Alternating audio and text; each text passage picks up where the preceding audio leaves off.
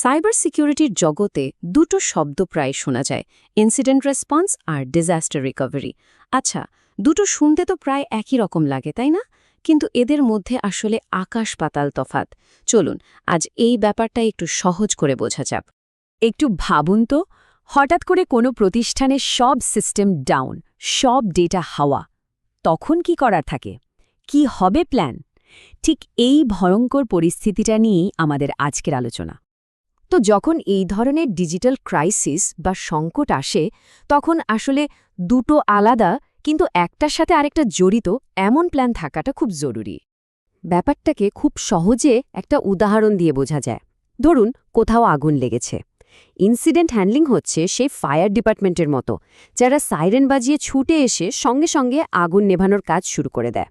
আর disaster recovery, সেটা হলো আগুন নিভে যাওয়ার পর ওই পোড়া বাড়িটাকে আবার নতুন করে বানানোর যে ব্লুপ্রিন্ট বা নকশা, সেটা মানে একটা হলো এমার্জেন্সি রেসপন্স, আরেকটা হলো লং টার্ম রিবিল্ডিং প্ল্যান।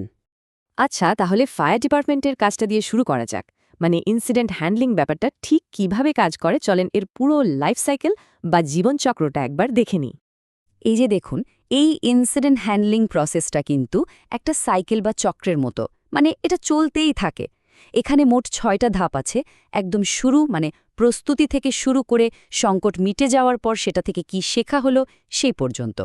তো চলেন এই ধাপগুলোকে একটু ভেঙে ভেঙে বোঝার চেষ্টা করি। এতগুলো ধাপ মনে রাখা একটু কঠিন হতে পারে, তাই সহজ করে বললে পুরো 6টা ধাপকে আমরা মূলত 3টা বড় ভাগে ভাগ করতে পারি। প্রথম ভাগটা হলো প্রস্তুতি আর সমস্যাটা খুঁজে বের করা, মানে টিম রেডি রাখা আর ঠিক কি ঘটেছে সেটা আইডেন্টিফাই করা। এরপর দ্বিতীয় ভাগে আসে সমস্যাটাকে আটকে ফেলা আর পুরোপুরি নির্মূল করে দেওয়া, মানে বিপদটাকে প্রথমে এক জায়গায় আটকে রেখে তারপর সেটাকে সিস্টেম থেকে বের করে দেওয়া। আর একদম শেষে আসে রিকাভারি, মানে সিস্টেমগুলোকে আগের অবস্থায় ফিরিয়ে আনা আর পুরো ঘটনাটা থেকে শিক্ষা নেওয়া, যাতে ভবিষ্যতে এমন কিছু আর না হয়। এখন কথা হলো, সব আগুন তো আর একরকম হয় না, তাই না? কোনোটা ছোট, কোনোটা বড়। ঠিক তেমনি সব ডিজিটাল সংকটও কিন্তু এক নয়। তাই আসল শত্রুকে মানে সমস্যাটাকে ঠিকমতো চেনাটা খুবই জরুরি। আর এই কারণে ঠিকঠাক ব্যবস্থা নেওয়ার জন্য ইনসিডেন্টগুলোকে বিভিন্ন ক্যাটাগরিতে ভাগ করা হয়। এই যে চার্টটা দেখছেন, এখানে খেয়াল করলেই বোঝা যায় যে সংকট কত রকমের হতে পারে। সিকিউরিটি অ্যাট্যাক থেকে শুরু করে সিস্টেম ফেলিওর, এমনকি মানুষের ভুলের কারণেও কিন্তু বড় বিপদ হতে পারে। কয়েকটা উদাহরণ দিই, তাহলেই পরিষ্কার হয়ে যাবে। যেমন ধরুন সিকিউরিটি ইনসিডেন্ট, মানে হ্যাকিং বা কোনো মালওয়্যার অ্যাট্যাক। আবার হতে পারে সিস্টেম ইনসিডেন্ট, ধরুন সার্ভারটাই ক্র্যাশ করল বা নেটওয়ার্ক বসে গেল।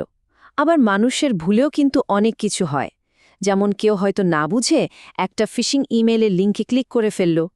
এমনকি ফিজিক্যাল ইনসিডেন্টও হতে পারে, ধরুন ডেটা সেন্টারে আগুন লাগলো বা বন্যা হলো।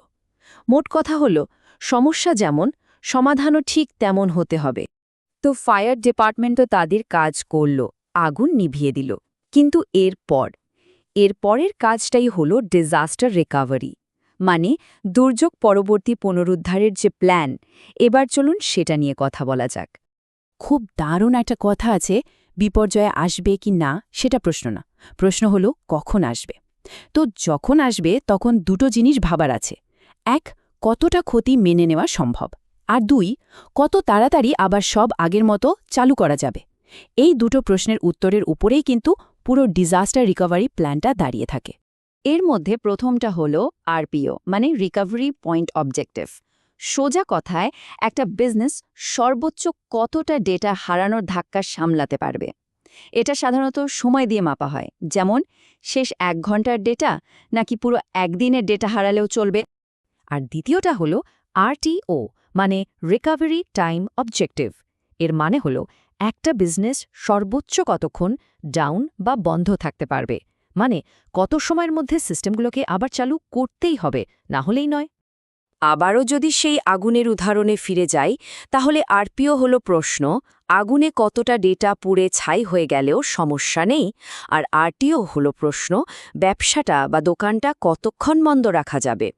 তার মানে একটা ফোকাস করে ডেটা লসের উপর, আরেকটা ফোকাস করে ডাউন টাইমের উপর। আচ্ছা, তাহলে এই যে রিবিল্ডিং বা পুনর্গঠনের ব্লুপ্রিন্ট, এটা আসলে দেখতে কেমন? এর মধ্যে কি কি কৌশল বা স্ট্র্যাটেজি থাকে? চলুন সেটাই এবার দেখা যাক। দেখুন, ডিজাস্টার রিকভারির জন্য কয়েক ধরনের সাইট রেডি রাখা হয়। যেমন হট সাইট, এটা একদম রেডি টু গো, সব রেডি করা থাকে, মিনিটের মধ্যেই কাজ শুরু করা যায়। এরপর আছে ওয়ার্ম সাইট, এটা আধা প্রস্তুত, চালু করতে কয়েক ঘন্টা লাগে। আর সবশেষে আছে কোল্ড সাইট, এখানে শুধু বেসিক পরিকাঠামো থাকে, এটাকে পুরোপুরি চালু করতে কয়েক দিনও লেগে যেতে পারে। একটা কমপ্লিট ডিজাস্টার রিকভারি প্রসেস কিন্তু অনেকগুলো ধাপ মিলিয়ে তৈরি হয়। এই যে এখানে যেমনটা দেখা যাচ্ছে, এটা শুধু ডেটা ফিরিয়ে আনার ব্যাপার না, বরং দুর্যোগটা ঘটেছে এটা ঘোষণা করা থেকে শুরু করে সব ঠিকঠাক করে আবার নর্মাল অবস্থায় ফিরে আসা পর্যন্ত একটা বিশাল ডিটেইলড প্ল্যান। এই যে এতগুলো ধাপ, এটাকে আমরা সহজ করে 4টা ভাগে ভাগ করতে পারি। প্রথমত, অফিসিয়ালি ঘোষণা করা যে হ্যাঁ ডিজাস্টার হয়েছে আর রিকভারি প্ল্যানটা চালু করা। দ্বিতীয়ত, ব্যাকআপ থেকে ডেটা আর সিস্টেমগুলো ফিরিয়ে আনা। 3 নম্বর ধাপে সবকিছু ঠিকঠাক চলছে কিনা সেটা ভালো করে টেস্ট করে দেখা।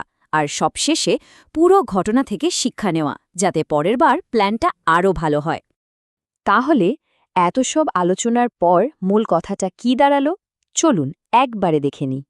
এই স্লাইডটা কিন্তু একদম ক্রিস্টাল ক্লিয়ার করে দিচ্ছে পুরো ব্যাপারটা। দেখুন, একদিকে ইনসিডেন্ট হ্যান্ডলিং, যা হলো আমাদের ফায়ার ডিপার্টমেন্ট, এর লক্ষ্য হলো ড্যামেজ কন্ট্রোল করা, আর এটা একটা ইমিডিয়েট ট্যাকটিক্যাল কাজ। আর অন্যদিকে ডিজাস্টার রিকভারি, যেটা হলো রিবিল্ডিংয়ের ব্লুপ্রিন্ট, এর লক্ষ্য হলো বিজনেসকে চালু রাখা, আর এটা একটা লং টার্ম স্ট্র্যাটেজিক প্ল্যান। একটা ফোকাস হলো বিপদটাকে আটকানো, আরেকটার ফোকাস হলো সবকিছু আগের মতো ঠিক করা।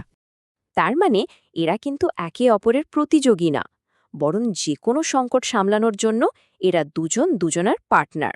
দুটোই একসাথে দরকার, একটাকে ছাড়া আরেকটা অসম্পূর্ণ। শেষ করার আগে শুধু একটা প্রশ্ন রেখে যাই। যে কোনো ক্রাইসিস বা সংকট কিন্তু প্রস্তুতির একটা পরীক্ষা। প্রশ্ন হলো, সেই পরীক্ষার জন্য কি কোনো প্রতিষ্ঠান সত্যি সত্যি প্রস্তুত?